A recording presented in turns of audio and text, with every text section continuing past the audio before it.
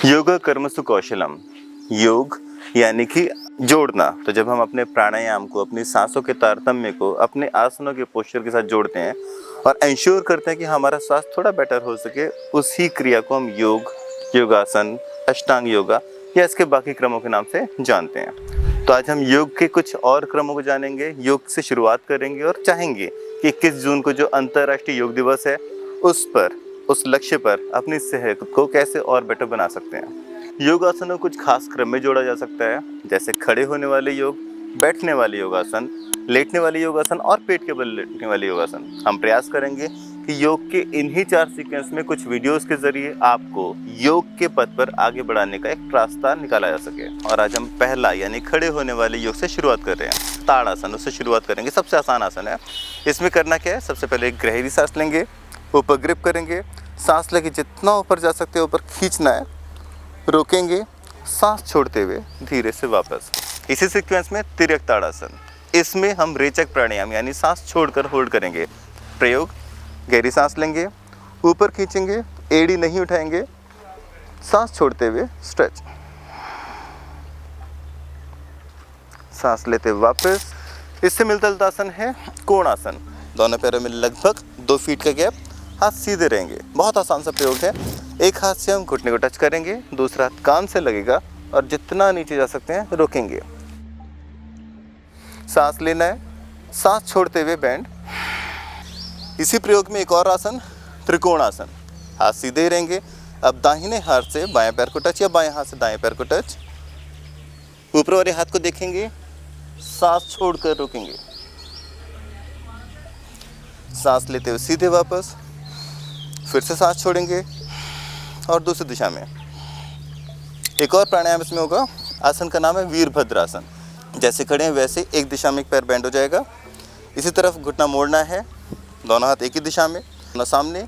सांस लेते हुए जितना पीछे ले आ सकते हैं रोकेंगे, दूसरी दिशा में घुटना मोड़ेंगे, सांस छोड़ते हुए वापस रिलैक्स। एक और आसन आता है वीरासन। वीरासन में हमारा पैर एक ही दिशा में, दोनों हाथ सामने, धनुष को खींचने वाले प्रयास। सांस लेकर रोकना है, सांस छोड़ते धीरे से वापस। दोनों पैरों में जहाँ गैप है, इसी प्रयोग में, इसी लगभग पोस्चर में एक और आसन आता है जिसे हम बोलते हैं तप मुद्रा, यानी जिस आसन में हम तपस्या कर सकते हैं। इसमें दोनों हाथों पर एड़ी उठाना है,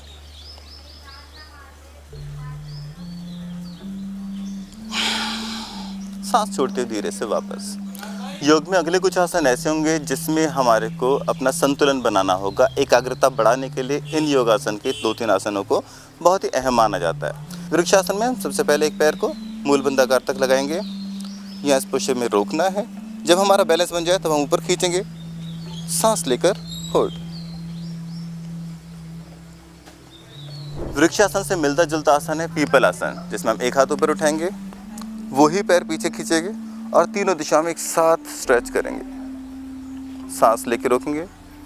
संतुलन बनाने वाले आसनों में एक और आसन जिसे बहुत अहमियत दी जाती है, जिसे बोलते हैं नटराज मुद्रा। हमारा प्रयास बहुत आसान है।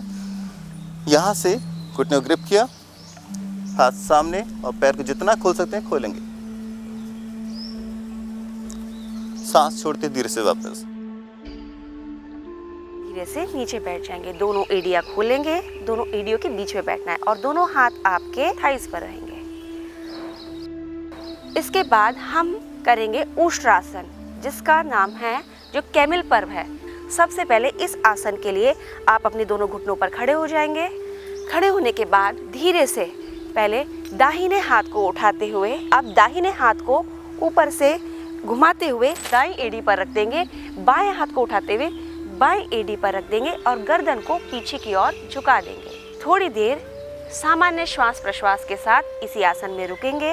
अब धीरे से दाहिने हाथ को आगे लेकर आएंगे और बाएं हाथ को आगे लेकर आएंगे और विश्राम करेंगे शशांक आसन में। इस आसन का लाभ आपके श्वसन संबंधी बीमारियों के लिए बहुत लाभदायक है। श्वसन संबंधी आपकी बीमारियों में ये आपको आराम पहुंचाता है। अगला अभ्यास मंडूक आसन। मंडूक आसन के लिए सबसे पहले, जैसे कि आप इस स्थिति में बैठे हैं, वज्रासन में बैठ जाएंगे। के बाद दोनों हाथों को पहले सामने लेकर आए, अंगूठा अंदर करें, मुठ्ठियाँ बना लें। मुठ्ठियाँ बनाने के बाद आपको नाभि के पास ये मुट्ठियाँ रखनी है। नाभि के पास पहले श्वास भरे, पूरक जिसे कहते हैं, और श्वास छोड़ते हुए रेचक करते हुए सामने की ओर झुकना है। और अंतिम स्थिति में कोशिश करेंगे कि सामान्य श्वास प्रश्वास रहे। इस आसन में आपका अगर कोई शुरुआती अभ्यासी है तो शुरुआती अभ्यासियों के लिए 10 से 15 सेकंड रुके। अगर आप निपुण हैं इसको करने में तो आप 30 सेकंड से लेकर 1 मिनट तक इस आसन का अभ्यास कर सकते हैं। इसके बाद हम करेंगे स्थिति, आपके दोनों हाथ नितंब के बराबर में, आपकी कोहनियाँ सीधी, गर्दन सीधी, पैर सीधे। अब श्वास भरते हुए दोनों हाथों को ऊपर की ओर लेकर आएंगे, हथेलियाँ सामने की ओर। श्वास छोड़ते हुए आगे की ओर झुकेंगे, पैरों के अंगूठे पकड़ लेंगे। अगर किसी का माथा घुटने से स्पर्श कर सकता हो तो आप स्पर्श कराएंगे। स्पर्श कराने के बाद आप कोशिश करें कि इसमें सामान्य श्वास प्रश्वास के साथ 10 से 15 सेकंड रुके। अब धीरे धीरे पहले सामने ही हाथ रखेंगे, श्वास भरते हुए सामने की ओर से ही हाथ ऊपर सिर के ऊपर लेकर आएंगे, श्वास छोड़ते हुए बराबर से हाथ नीचे कर देंगे। पश्चिमोत्तानासन की तरह ही दूसरा आसन लगभग उसी तरह से और लगभग उन्हीं लाभों वाला आसन है जानुश्री आसन। एक घुटना मुड़ा रहेगा, दूसरा पैर जितना आगे हम खींच सकते हैं खींचेंगे। दोनों हाथ एक बार फिर से ऊपर। सांस छोड़ते हुए दोनों हाथों से आगे वाले पैर के अंगूठे को छूने का प्रयास। दोनों हाथों से कोशिश करें अंगूठे छू सकते हैं। जब हम छू पा रहे हैं तो अब हम कोशिश करेंगे अब कोहनियाँ हमारी ज़मीन तक जाएंगी और माथा घुटनों पर। सांस लेते हुए बिल्कुल सीधे ऊपर और धीरे से वापस। इन्हीं लाभों के साथ एक और आसन लगभग मिलता जुलता, इसका नाम है भू नमन आसन। दोनों पैर जितना वाइड हम गैप कर सकते हैं वाइड गैप करिए, पैरों को पूरा खोलने का प्रयास के साथ। दोनों हाथ ऊपर, जितना ऊपर हाथ ले आ सकते हैं। सांस को छोड़ते हुए दोनों हाथों से पैर का अंगूठा टच करेंगे और यदि हो सके तो माथा जमीन तक लेके आएंगे।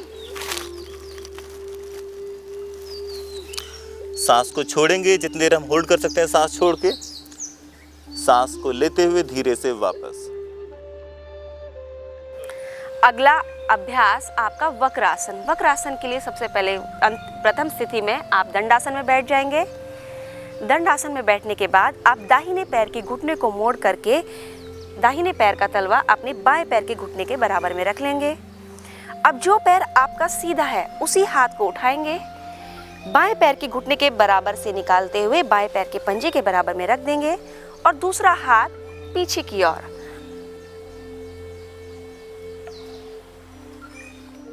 अगला अभ्यास भुजंग आसन, कोबरा पोज। दोनों हाथों को अपने कंधे के बराबर में रख लें, दोनों पैर मिले हुए को उठाएंगे, सामने की ओर दृष्टि रहेगी।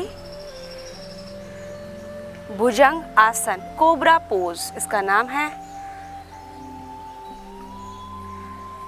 रीढ़ की हड्डी के लिए सबसे अच्छा आसन ये माना जाता है।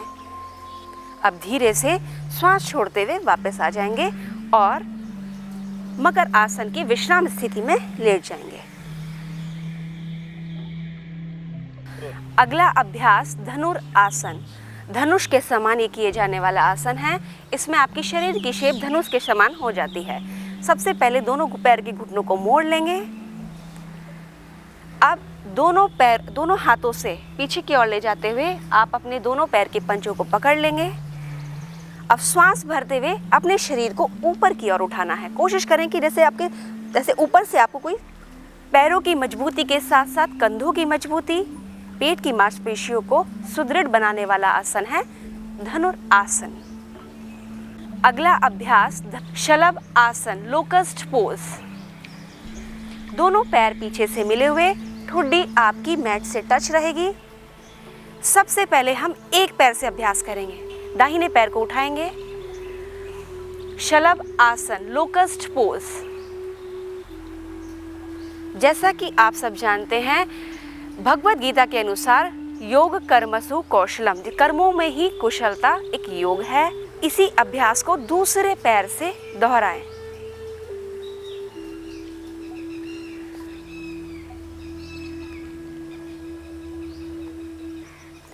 धीरे से पैरों को नीचे ले आएं।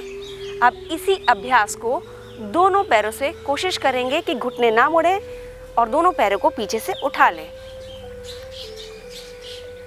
दोनों पैर मिले हुए, प्रयास करेंगे कि दोनों पैर मिले रहें। अब श्वास छोड़ते हुए धीरे से पैरों को नीचे रख दें और मकर आसन की स्थिति में विश्राम करें।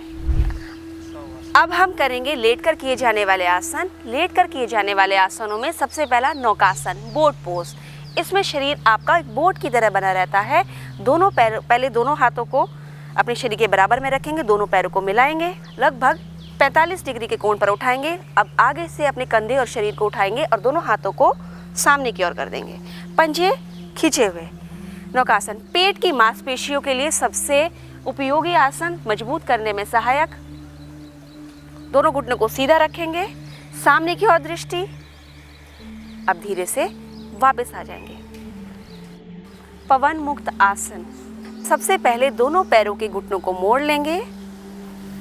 दोनों पैर के घुटनों को मोड़कर अपने छाती के पास लेकर आएंगे और दोनों हाथों से उसको पकड़ते हुए अपने पेट के बिल्कुल पास लेकर आएंगे।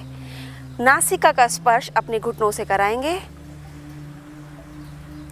कुछ देर इसी स्थिति में रुकेंगे। आपके उत्सर्जन तंत्र और आपके पाचन तंत्र संबंधी सभी रोगों में सहायक यह आसन। अगला अभ्यास पूर्ण हलासन। सबसे पहले दोनों पैरों को मिलाएंगे। दोनों पैरों को मिला करके 45 डिग्री के कोण पर उठा लेंगे। 45 डिग्री कोण के बाद 90 डिग्री के कोण पर उठाएंगे। अब इस पैर को उठा करके, अपनी पीठ को उठा करके पीछे सिर के पीछे अपने पैरों के पंजों को टिका देंगे। कोशिश करेंगे कि आपके पैर पंजे आपके सिर के पीछे धरती को स्पर्श कर दे या योग मैट को स्पर्श कर दे। आप चाहें तो सहारा ले सकते हैं दोनों हाथों का। पूर्ण हलासन। आसन का अर्थ होता है स्थिर सुखम आसनम। जिस आसन में आप स्थिरता और सुखपूर्वक महसूस कर रहे हो वही आसन कहलाता है। आसन के ये लाभ है कि अगर आप उसमें स्थिरता और सुख महसूस कर रहे हैं एक काफ़ी लंबे समय तक, तो वह आसन कहलाता है। चाहे आप लेट कर करें, बैठ कर करें, खड़े होकर करें, अगर आप उसमें स्थिरता और सुख महसूस कर पा रहे हैं तो वह आसन कहलाता है। अब धीरे से वापस आ जाएंगे।